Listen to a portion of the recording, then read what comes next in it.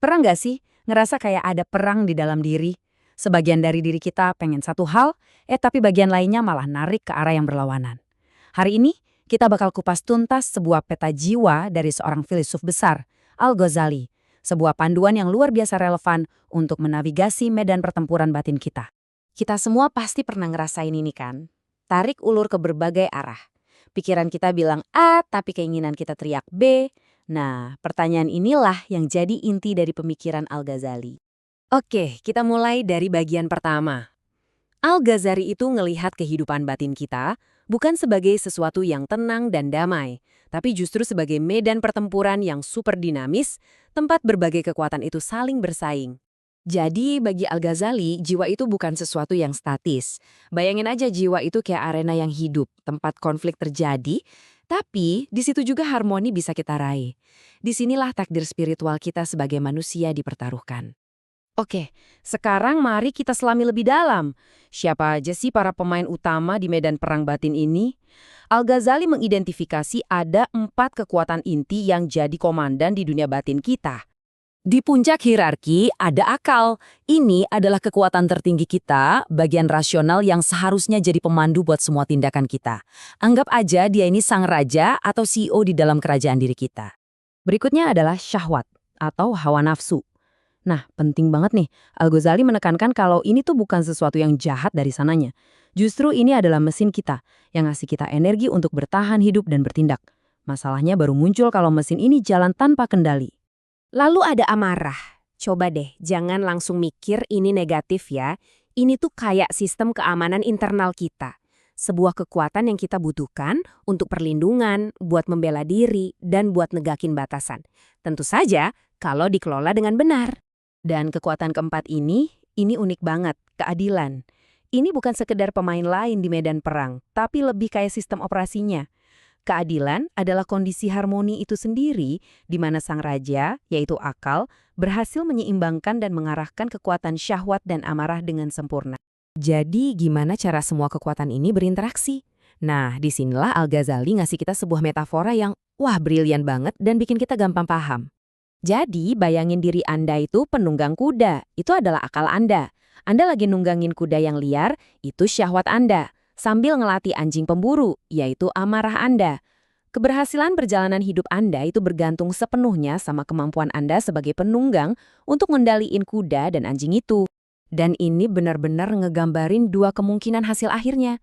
Di satu sisi, ada jiwa yang harmonis, yang dipimpin oleh akal, dan akhirnya mencapai kedamaian. Di sisi lain, ada jiwa yang kacau balau, didominasi sama nafsu yang gak terkendali, dan ujung-ujungnya hancur. Jadi, poin krusialnya adalah gimana caranya kita mengubah kekuatan-kekuatan mentah ini jadi kebajikan. Nah, Al-Ghazali ngejelasin kalau setiap kebajikan sejati itu adalah titik tengah yang sempurna di antara 2 ekstrim yang buruk. Kita lihat akal ya, kalau terlalu sedikit, kita jadi bodoh. Kalau kebanyakan, malah jadi licik dan manipulatif. Nah, tepat di tengah-tengahnya, itulah yang disebut kebijaksanaan atau hikmah sejati. Terus, gimana dengan amarah? Kalau kurang, kita jadi pengecut. Kalau berlebihan, kita jadi nekat dan sembrono. Jalan tengahnya adalah keberanian atau syaja'ah. Tahu kapan harus bertindak tegas dan kapan harus menahan diri. Dan terakhir, syahwat. Terlalu banyak, ia jadinya rakus. Tapi kalau terlalu sedikit, ini juga nggak bagus loh. Kita bisa jadi apatis, nggak punya semangat.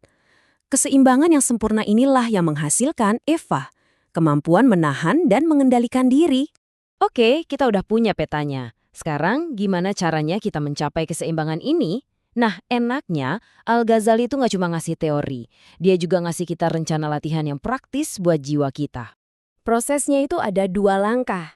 Pertama, tahliyah atau pembersihan. Ini kayak kita nyabutin rumput liar dari taman jiwa kita dulu. Nah, baru setelah itu kita lakuin tahliyah, yaitu nanam bunga-bunga indah, sifat-sifat terpuji. Dan ini adalah 4 latihan praktisnya. Kurangin makan, tidur, dan bicara yang gak perlu, serta belajar menahan sakit hati tanpa balas dendam. Tujuannya apa?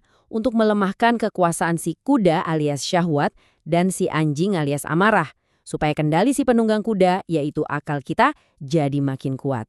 Kita sampai di bagian akhir. Sebenarnya apa sih tujuan akhir dari semua perjuangan batin ini?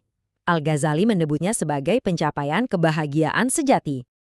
Bagi Al-Ghazali, kebahagiaan atau saada itu bukan tentang dapetin lebih banyak hal di luar sana. Kebahagiaan adalah kondisi jiwa yang udah dimurnikan dan diseimbangkan, persis kayak emas spiritual yang udah disempurnakan dari biji mentahnya. Kutipan ini merangkum seluruh filosofi Al-Ghazali dengan sangat indah. Inilah hadiah utama dari perjalanan batin, sebuah jiwa yang tenang, yang selaras, dan yang damai. Jadi, pertanyaannya kembali kepada kita masing-masing. Setelah memahami peta ini, siapa yang akan Anda biarkan memegang kendali atas diri Anda hari ini? Sang penunggang kuda yang bijaksana, kuda yang liar, atau anjing yang tidak terlatih? Pilihan ada di tangan Anda.